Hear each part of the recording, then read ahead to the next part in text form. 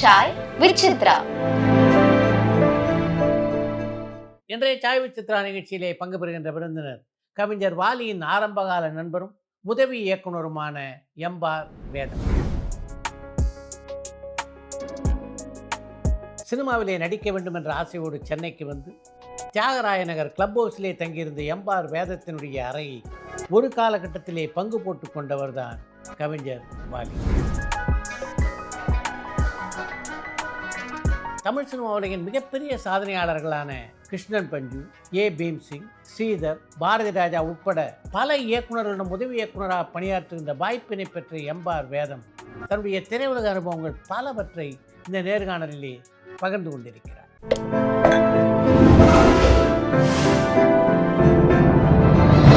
சாய் விசித்ரா.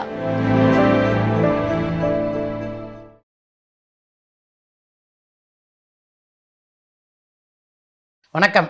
வணக்கம் சார். படிக்கும்போதே சினிமாவில் நடிக்கணுன்ற ஆசை இருந்ததா?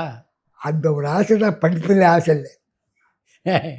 காரணம், எங்களுடைய சொந்தக்காரர் ஒருத்தர் சினிமாவில் இருந்தார். பிபி ரங்காச்சாரின்னு கேள்விப்பட்டு நல்லா ஜெகதல்ல பிரதாபர். ஆமாம் ஆமாம். பெரிய எல்லிசா ஜங்கன்னு புகழ்பெற்ற டைரக்டர். அவரையே ஆட்டி வச்ச ஒரு ஆர்டிஸ்ட். அவர் இப்படி நடந்தாராம். அவர் சொல்லுவா, எப்படி நடந்தா குலத்துங்க இப்படி தான் நடந்தாலும் உங்களுக்கு தெரியுமா பாரம் எல்லிசா ஜங்கனை இவர். ஆமாம், அப்படி ஒரு ஆள். அவரும் பியூ சின்னப்பாவும் ரொம்ப நெருங்கிய நண்பர்கள். பியூ சின்னப்பா வாரத்துக்கு ஒரே ஒரு முறை மௌனவர்தான் இருப்பார். அதே மாதிரியே இவரும் இருப்பார், ரங்காச்சாரியும். அதுக்காக எங்கள் வீட்டுக்கு வருவார். ஒரு நாள் பூரா மௌனவர்தான் இருப்பார். அவருக்கு சொந்த ஊர் தேலந்தூர், கம்பர் பிறந்த ஊர். அவள் அம்மாவை அவர் சரி வர கவனிக்கலை. அவள் அம்மா ஒரு அனாதையாக போயிட்டான். எல்லாரும் சொல்லுவாங்க, பெரிய குடும்பத்துக்கு தான் ஆக்ட் பண்ணா, அவங்க அம்மாவையே கவனிக்காமல் விட்டுட்டான்னு அந்த காலகட்டம். புரியுது. அவரை பார்த்து பார்த்து எனக்கு நடிக்கணும். அப்போது வாலியோடைய நாடகங்களில் ஆக்ட் பண்ண ஆரம்பித்தேன். அவன் முதல் நாடகம் ஸ்ரீரங்கம் ஓல்டு பாய்ஸ் அசோசியேஷன் ஒன்று, அதில் ஒரு நாடகம் போட்டோம். அதில் ஆக்ட் பண்ணேன். அதுவே வெறி நாடகத்தில் தொடர்ந்து வாலி நாடகம் அத்தனையும் நான் ஆக்ட் பண்ணுவேன். வாலி தினம் காலகாலத்தால் அவன் இருந்து மேலச்சு தைவிதி, நான் இருந்து கிழச்சு தைவிதி. அவன் காலையில் வாக்கிங் வரும்போதே நேராக எங்கள் வீட்டு ஹாஸ்டலுக்கு வந்து, இன்றைக்கி அந்த பெஞ்சு இருக்குது, அந்த பெஞ்சில் தான் உட்காருவோம். உட்கார்ந்தாங்கன்னா நாங்கள் 2 பேரும் பேசுவோம். அப்போ சொல்லுவோம், இந்த நாடகம் போட போகிறேன், நீ அதுக்கு தகுந்த மாதிரி இரு. ஏன்னா அப்போ நான் ரொம்ப ஒரு பொறுப்பு இல்லாமல் இருந்தேன். நாடகமும் ரிஹர்சல் போவேன், ஃபுட்பால் ஆடுவேன், கிரிக்கெட் ஆடுவேன், பால் பேட்மிண்டன் ஆடுவேன், எல்லாத்தையும் செய்வேன். ஸ்கூலில் விட்டாச்சு. ஸ்கூல் நான் விடல, அதுவே விட்டுடுச்சு. ஏன்னா இவன் வந்தான்னா இவனோட மாரடிக்க முடியாது விட்டுட்டு. அதுக்கப்புறம் 56 நான் ரொம்ப பிஸி. நாடகங்கள், வாலி நாடகங்கள்லாம் ஸ்ரீரங்கம், திருச்சி அந்த ஏரியாவில் எல்லாருக்கும் வாலியோடைய நாடகம் ரொம்ப பரபரப்பாக இருக்கும். வாலியெல்லாம் வேதம் தான் சொல்லுவாங்க. நான் எல்லாத்துக்கும் இயக்கம் எம்பார் வேதம். அவர் ட்ராமா எழுத நீங்கள் டைரக்ஷன். அவரே சொல்வார், இயக்கம் வந்து எம்பார் வேதம். ஏன்னா இந்த காமெடி டைலாக்லாம் அவன் தான் எழுதினான். அவன் சொல்லலாம் நான் எழுதினேன் அப்படி இருந்தார். அந்த நேரங்கள்லாம் நல்ல மரியாதை. யாராவது நாடக சம்மந்தப்பட்டு அவர்கிட்ட போனால் கேட்பாரான், வேதாவை வர சொல்லு, ரூமெல்லாம் போட்டால் நான் தெரியாது, வேதாவை வர சொல்லு. அவன் வந்தால் அவன் ஒரு டைலாக் சொல்லுவான், ஒரு கேரக்டர் டைலாக்கு, நான் ஒரு கரெக்ட் டைலாக். ஸோ 2 எழுதுறதுக்கு ஒரு ஆள், அவ்வளோதான். ஸ்கிரிப்ட் ரைட்டிங் அவங்களுக்கு அது உடன்பாடு அப்படியே கண்டினியூ ஆச்சு. வாலி நடத்திய ஒரு நாடகத்தில் கலைஞருடைய மனைவியான ராசாத்தி அம்மா கூட நடிச்சிருந்தாங்க. அந்த நாடகத்தில் நீங்கள் நடிச்சிங்களா? மன்மதன்னு தெரியாது. சவுந்தரராஜனுக்கு அசிஸ்டன்ட் நான் தான், பெண்களை சப்ளை பண்ணுறது. அப்போ ஒரு டைலாக்லேயே கேட்பான், மன்மதா பெண்களுக்கு பஞ்சம் வந்து விட்டதா நம்ம நாட்டியமா, அம்மா மகாராஜா, புதுமுகம் எதுவும் இல்லையே மகாராஜா, ஆண்கள் கூடவா இல்லை அம்மா, அப்படி சொல்ல அப்படியெல்லாம் சொல்லுவான். அப்போ அதில் எஸ்எம் தர்மா அம்மா வந்து குயிலி அந்த கேரக்டர் பேர். நான் வந்து மன்மதன் ஆக்ட் பண்ணேன். ஸ்ரீரங்கத்தில் நான் இருக்கும்போது சென்னை வைரம் நாடக சபான்னு ஒன்று, அது பிரிஞ்சு போச்சு. அந்த பிரிவில் விரேகர் பாண்டியன் ஒருத்தர், அவர் ஒரு பிரிவு, இன்னொருத்தர் பிரிவு. விரேகர் பாண்டியன் பிரிவில் தான் எம்ஆர் அந்த மச்சினெல்லாம் அங்கே தான் இருந்தால் சுந்தரம். அதில் என்னை சேர்த்து விட்டான் இந்த வாலி. உள்ளூர்லேயே நாடகங்கள் ஆக்ட் பண்ணுவேன். உள்ளூர்லேயே எனக்கு சம்பளம். முத்து வெள்ளை, சேப்பு, இவர் தான் மேக்கப். நானே எடுத்துக்க வேண்டியது அடியாளம், போட்டுக்க வேண்டியது மேலே அந்த கீழே ஓட்டையே பார்ப்பேன், எப்படி கூட்டம் இருக்கோ அதுக்கு தகுந்தாப்புல காமெடி பேசிட்டு உள்ளே வந்துடுவேன். எவ்வளோ சம்பளம் அப்போ நாடகத்தை நடிக்க? எனக்கு 30 ரூபா. ஓ, வாலி தான் பேசி விட்டான். நல்ல சம்பளம். அவங்க அந்த கேப்பு முடிஞ்சு அங்கேருந்து தாத்தையார் பேட்டைக்கு போனாங்க. சாம்பார் தட்டில் தூக்கி லாரியில் ஏற்றிது. தம்பி நீங்களும் வாங்க அப்படின்னாரு அந்த பாண்டியர். அப்போ வாலி சொன்னால் அது பெரிய ஒரு பிள்ளை, அப்படி உங்கள் கூடலாம் வர முடியாது, நான் அனுப்புகிறேன், ஆனால் ஒரு கண்டிஷன், உங்கள் கம்பெனி சாப்பாடெலாம் போடாதீங்க. அவர் புழுங்கரிசி சாப்பிட மாட்டார், பத்தரிசி சாப்பிடும், மோசம் மாதிரி தான் சாப்பிடுவோம் அப்படின்னு சொல்லி அங்கே அனுப்பிச்சார். தாத்தையார் பேட்டைக்கு போய் ஒரு சில நாடகம் ஆக்ட் பண்ணேன். நான் போன நேரத்தில் மோகன் ஒருத்தர், தேவராஜ் மோகன் சொல்ல மாட்டாங்க, ஆமாம், அந்த மோகன் அவர் நிரந்தரமாக அங்கே தான் பெண் வேஷம் போட்டிருந்தார். அன்றைக்கி ராத்திரி நாடகத்தை அன்றைக்கி முடிஞ்ச அன்றைக்கி நைட்டு அவர் நாடக கம்பெனியை விட்டு போகிறார். யாருக்கையும் சொல்லாதீங்க தம்பின்னு சொல்லி எனக்கு அட்வைஸ் பண்ணிவிட்டு ராத்திரி 2 மணிக்கெல்லாம் எழுந்து போயிட்டார். ஸோ அவர் வெளியே போனதுக்கு காரணம் நான் தான், நான் மறைச்சி விட்டேன்னு என்கிட்ட கோவம் அவங்களுக்குலாம். அதுக்காக நானே எப்போ வருத்தமாக இருக்கோ சொல்லுங்கள், நான் மேற்கொண்டு இருக்க மாட்டேன், நான் எது நல்லது பண்ணணுமே அது வேலை அனுப்பிச்சேன், வேண்டாம்னா சொல்லுங்கள், நான் கம்பெனி விட்டுருவேன் அப்படின்ட்டு. அப்போலேருந்து ரோஷங்கள் ரொம்ப ஜாஸ்தி, அதை விட்டு வந்துட்டேன். இதுக்கு நடுவில் எனக்கும் ஒரு ஆசை, சும்மா நாடகமும் இல்லாமல் சும்மா வெற்றித்தனமாக உட்கார்றது, சென்னைக்கு போய் பயிற்சி பண்ணி பார்க்கலாமேன்னு. அப்போது நானே ராக்போர்ட் எக்ஸ்பிரஸில் ஏறி சென்னையில் வந்து இறங்கிட்டேன். மாம்பழம் ஸ்டேஷனில் இறங்கி எங்கே போகிறதுன்னு தெரியல. அப்போது ரெங்கடா ஸ்ட்ரீட் வழியாக வந்து ரோகிணி லாட்ஜ் வரைக்கும் வந்துட்டேன். ரோகிணி லாட்ஜுக்கு எதிர்க்க எச்எம் ரெட்டின்னு பெரிய டைரக்டர், அவருடைய ஆஃபீஸ். காளிதாஸ்லாம் டைரக்ட் பண்ணவர். ஆமாம், அவருடைய ஆஃபீஸு. அப்போது கிரகலட்சுமின்னு ஒரு படம் எடுத்தாங்க. இவர் டைலாக் உதயகுமார் அந்த பேரை கேட்ட கொடுப்பேன், செட்டில் போய் டைலாக் சொல்லி கொண்டு வந்தார். நீ தான் நாடகம்லாம் ஆக்ட் பண்ணியிருக்க, ஏற்ற இறக்கெல்லாம் உனக்கு ரொம்ப நல்லா வருமே, நானே பார்க்க சொல்லு. எங்கள் சொந்தக்காரர், ரொம்ப தூரத்து சொந்தக்காரர். அவன் அந்த காலத்தில் வாசவதத்தைன்னு ஒரு படம், அதில் இளங்கவன் கூட அவர் அசிஸ்டண்ட்டாக ஒர்க் பண்ணுவார் மெயினாக. அந்த படத்தை வேலை செய்யும் போது தான் சடகோபன் அவர் பேர். அப்புறம் தான் உதயகுமார் மாற்றினார். நிறையா பிறமொழி படங்களுக்கு டைலாக். ஆமாம், தேவதாஸ் படத்துக்கு அவர் தான் டைலாக். ரொம்ப நல்ல மனிதர், தங்கமான ஒரு மனிதர். அவர் தான் இந்த கிளப் ஹவுஸ் எனக்கு ஏற்பாடு பண்ணி கொடுத்தார் தங்கிறதுக்கு. அப்போது கிளப் ஹவுஸ் பக்கத்தில் ஜெய்ஜி ஸ்டுடியோன்னு ஒன்று இருக்குது, டப்பிங் ஸ்டுடியோ. எனக்கு நீங்கள் இங்கே இருந்தால் எனக்கு வசதின்னு சொல்லி என்னை அங்கே தங்க வச்சு அவர் தான் எனக்கு கார்டியன் கையெழுத்து போட்டு 18 ரூம் நம்பர் கிளப் ஹவுஸில். ஆமாம், 17 நாகேஷ் வெங்கட்ராமன். ஏன்னா வெங்கட்ராமன் வந்து இதில் ஒர்க் பண்ணியிருந்தான் அமெரிக்கன் எம்பசியில். அதுக்கப்புறம் தான் சீக்கிரம் மாற்றி வச்சார். அப்போ தான் ஏதாவது நாடகம் சொல்ல பழையபடி போயிடுவேன். திருச்சி ஸ்ரீரங்கம் எல்லாத்தையும் கலந்து பழையபடி வருவேன். ஸோ இப்படி போயிட்டு வந்ததுனால ரெகுலராக எனக்கு வர வேண்டிய வாய்ப்பெல்லாம் போச்சு. அப்போது கண்ணாம்பா கம்பெனியில் ஒரு படம் எடுத்தாங்க, மாமியாரும் ஒரு வீட்டும் மருமகளே. அந்த படத்தை எனக்கு டைலாக்னு சொல்லி கூட்டின்னு போயிட்டு நானும் எஸ்எஸ்ஆர் கிறிஸ்டின் காலேஜில் சாங்கெல்லாம் எடுத்தாங்க, சைக்கிளில் வர சாங்கெல்லாம் அங்கேயே ஷூட் பண்ணாங்க. எஸ்எஸ்ஆர் நானும் டைலாக்லாம் பேசுவோம், அதெல்லாம் கட் பண்ணிட்டாங்க. அந்த ஸ்க்ரீனில் பார்த்தோன்னே எனக்கு ரொம்ப வருத்தமாக போச்சு. அப்புறம் தான் சொன்னார் ஃபுட்டேஜ் ப்ராப்ளம் அப்படின்ட்டாங்க. அதுதான் நான் ஆக்ட் பண்ண முதல் படம். அதுக்கப்புறம் உதயகுமாரை விட்டு, உதயகுமார் காலம் முடிஞ்சது. அவர் காலம் முடிஞ்சதுக்கப்புறம் அங்கேயே உட்காந்துட்டு பிரயோஜனம் இல்லை, டப்பிங்கும் வேலை கிடைக்கல அப்படின்னு தேவநாராயணன் ஒரு டைலாக் கிடைக்கும். ஆமாம், அவரும் டப்பிங் படத்துக்கு நிறைய. ஆமாம், அவருக்கு ரொம்ப பழக்கம் வேலை செஞ்சார். ஆமாம், அவர் வேதராஜகுமாரான்னு என்னை கூப்பிட்டு சொந்த பிரதர் மாதிரி வச்சுருந்தார். அருமை. இந்த கேரக்டர், இந்த வாய்ஸ், இந்த டப்பிங்லாம் அவர்களெல்லாம் கற்றுனேன். எந்த கஷ்டமான லிப் முடியும் நான் பேசுவேன். அப்புறம் புரட்சி தாசன் ஒருத்தர், சீதர் ஆஃபீஸ்க்கு எதிர் வீடு. ம் அவர் படத்துலையும் வேலை செஞ்சேன். அப்படி இருக்கும்போது தான் கிருஷ்ணன் பஞ்சுக்கிட்ட வந்து ஜாயின் பண்ணேன். ம் அங்கே ஏவிஎம்ல ஐயங்கார்னு ஒருத்தர் இருந்தார், ஆமாம். நிர்வாகம் ரங்கசாமி எங்க? ரெங்கசாமி.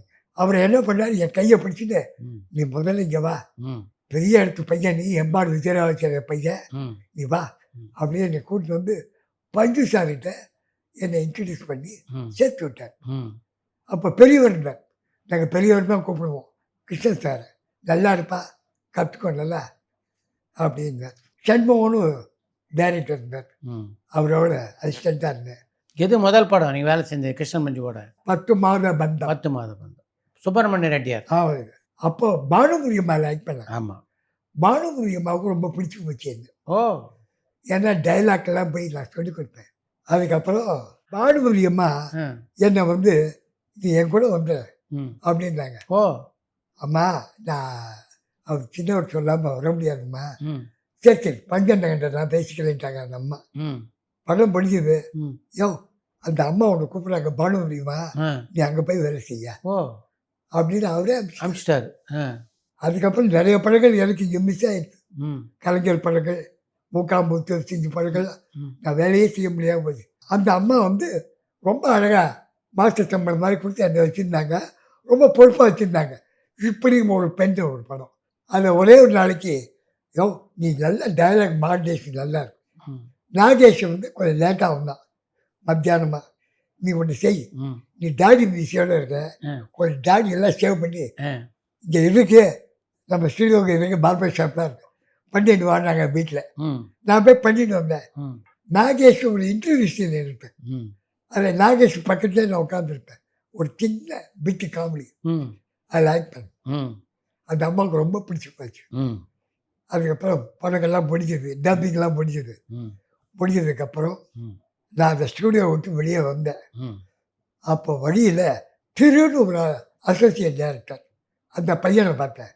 அந்த பையன் திருமல் மகளிர் கிட்ட ஒர்க் பண்ணி வெளியே வந்துட்டான். அவன் சொன்னான், நீ அங்கே தானே ஒர்க் பண்ணுறேன்னு கேட்டேன். நான் இல்லை சார், நான் வந்துட்டேன், என் இடம் காலியாக தான் இருக்குது, ம் நீங்கள் ஒன்று செய்ய, நேராக பிரசாத் ஸ்டுடியோ போங்க, அங்கே வந்து இன்றைய தளபதி இருக்கார் மு.க. ஸ்டாலின், ம் அவரும் மேயர் சிட்டி பாபுவும் சேர்ந்து ம் ஒரு படம் பண்ணுறாங்க. ம் மூக்காமுத்து ம் ஹீரோ, ம் வித்யா ஹீரோயின், ம் விஜயகுமார், அசோகன், ம் பிரியாணி விஜயலட்சுமி, ம் நாகேஷ், ம் வி.கே. ராமசாமி எல்லாரும் ஆக்ட் பண்ணுறாங்க. ம் அந்த படத்தை நீ ஒர்க் பண்ணணும், நீ போகணும். ம் நான் அங்கே போனேன். அங்கே ஒரு அசோசியேட் டைரக்டர் இருந்தார், குருசாமின்னு பேர். ம் அவர் இப்போ இல்லை, ரொம்ப நல்ல மனிதர். ம் அவர் தான் இருந்தார். சொல்லுங்க அம்மா, நான் சொல்லுவேன் இந்த மாதிரி நான் பெரியவர்கிட்ட வேலை செஞ்சேன், இந்த அம்மாவுக்கு சார்ட்டு தான் வேலை. திரும்ப சார்கிட்ட சொன்னார், ஓ நீ எந்த ஊர் என்ன எல்லாம் கேட்டார். திரும்ப சார், ஓ எம்பாடு விஜயராஜர் பிள்ளை இருந்தீங்க, ஓஹோ பெரிய வித்வான், கேள்விப்பட்டுட்டேன். மகாலிங்கம் சொன்னால் உங்கள் அப்பாவை பற்றி எங்கள் ஊர் தஞ்சாவூரில் ரொம்ப ஃபேமஸாக பேசுவாங்க. ஒர்க் பண்ணுங்க, ம் கற்றுக்க, நிறைய கற்றுக்க வேண்டியது இருக்கிறாங்க. 2-3 படங்கள் ஒர்க் பண்ணேன். அதுக்கப்புறம் அவங்க பிரதர் பட்டாபிராமன் ஒருத்தர், பட்டு, அவர் சொன்னார், வேதா நீங்கள் ஒரு பிரமாதமாக ஒர்க் பண்ணுறதாக திருமலை சொன்னால், அண்ணா திருமலை, ஏன்னா அவெல்லாம் பிரதர்ஸ், ஆமாம் ஆமாம். அதில் என் கூட நீங்கள் ஒர்க் பண்ணுங்க. சரி சார். அன்னப்பறவைன்னு ஒரு படம், அன்னப்பறவையில் நான் ஒர்க் பண்ணிட்டு வெளியில் வரும்போது பாலுமேந்திர படம் அழியாத கோலங்கள், அது வந்து வீண ஸ்டுடியோவில் டப்பிங் நடக்குது. அந்த டப்பிங்கில் நான் போய் பார்த்தேன். இந்த பசங்க 3 பசங்க மெயின் ஹீரோ. அது ஒரு பையன் சைக்கிள் ஓட்டுவான், பாக்கி 2 பசங்க அவனுக்கு சைக்கிள் கற்றுக் கொடுக்குற மாதிரி ஸ்டேஜ் அந்த டப் பண்ணிக்கிட்டு இருந்தாங்க. ஓகேன்ட்டான். மோகன் ஒரு இன்ஜினியர், ஓகேன்ட்டாங்க. அப்போ நான் தைரியமாக பாலுவேந்திரன்ட்ட, சைக்கிள் ஓட்டுற ஒரு பையன் எல்லோரும் கற்றுக் கொடுக்குறாங்க, 2 பேர் கூடவே ஓடுறான். அவன் ஓடும்போது ஒரு இறச்சல் சவுண்டு வேண்டாமா சார், ம் மூச்சு விடுற சவுண்டு அப்படின்னு என்னை தட்டி கொடுத்துட்டு உள்ளே போய் ரீடேக் அப்படின்னு சொல்லி, நீயே பக்கத்தில் இருந்து வேலை வாங்கிக்கேன். ஆ வாங்கினேன். ஆ அவருக்கு ரொம்ப பிடிச்சி போச்சு. அருமை. நீ என் கூட ஜாயின் பண்ணிக்கலாம் ஆ அப்படின்னு கேட்டார். ம் அப்போ அந்த ரெக்கார்டிஸ்ட் மோகன் சொன்னார், அருமையான ஒர்க்கர் சார், 3 பேர் வேலையை இவர் ஒருத்தரை செய்வார். ம் அது முடிஞ்சு 3 பணி அந்த படத்துக்கு என்னை கூப்பிட்டார். ம் 3 பணியில் எனக்கா பெரிய பெங்களூரில் தனியாக பெரிய ரூமெல்லாம் போட்டு ரொம்ப மரியாதை கொடுத்தார். நான் ஒர்க் பண்ணேன்.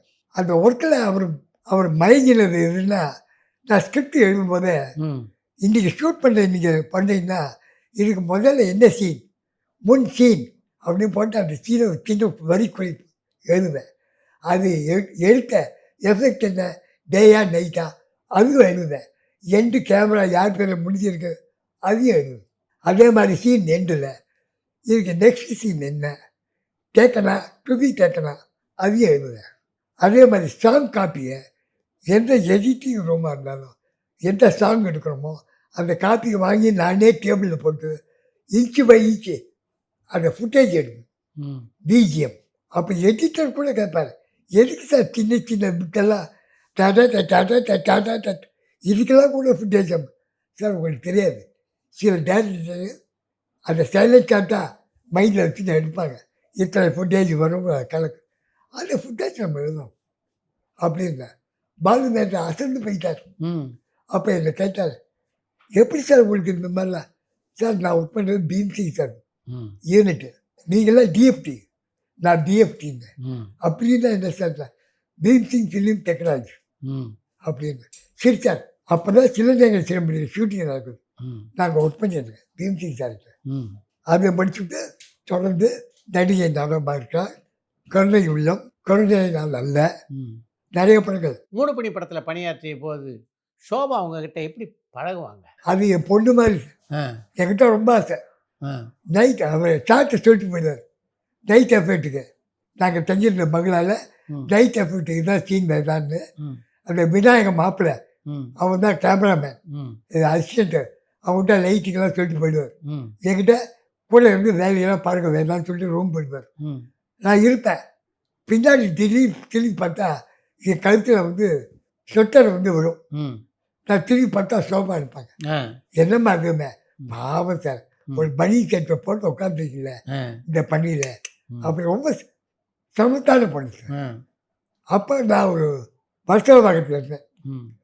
இங்கேருந்து நடந்து மாங்காடு போவேன் பாத யாத்திரையா. மாங்காடு அப்போல்லாம் பெரிய டெவலப்மெண்ட் கிடையாது. நான் அங்கே பிரச்சாரம் பண்ணுவேன். அவன் என்னை கேட்டா, சோபாவே கேட்டு, சார் கோயிலுக்கெல்லாம் போயிருக்கேன் மேம். ஆமாம்மா, எப்போ டைம் கிடைக்கிறதோ மாங்காடு கோயிலுக்கு போவேன் சார், என்னை கூப்பிட்டு போங்க சார். நான் சொல்லுவேன், ஏம்மா நீ எல்லாம் ஒரு ஆர்டிஸ்ட்மா, உன்னெல்லாம் கூப்பிட்டு போனால் அப்புறம் அதுக்காக தனியாக போலீஸ் கூப்பிட்டு போகணும், அதெல்லாம் வேண்டாம் பண்ணி மனுஷன் ஜெயிச்சுக்கோ, நீ நல்லா இருப்பேங்க. ஆனால் ரொம்ப இல்லைன்னா அப்படி இப்படியா சார், என் பொண்ணு மாதிரி சார், அவங்களுக்கு நல்ல பொண்ணு. என் போராத வேலை அந்த பொண்ணு போனது. அவங்க தனி குடும்பம் பண்ணாங்க, பாலு மேகம் சோமனாவும். ஆமாம். மத்தியானம் எங்களுக்குலாம் ஷூட்டிங். நான் அவர்கிட்ட போய் ஷார்ட் அடி நீங்கள் வரலான்னு. அந்த பொண்ணு சோகமாக உட்காந்து, அவன் மாமா அவன் ஜோதின்னு, அவன் எப்பப்பா அடிக்கடி வீட்டு பக்கம் வருவான்.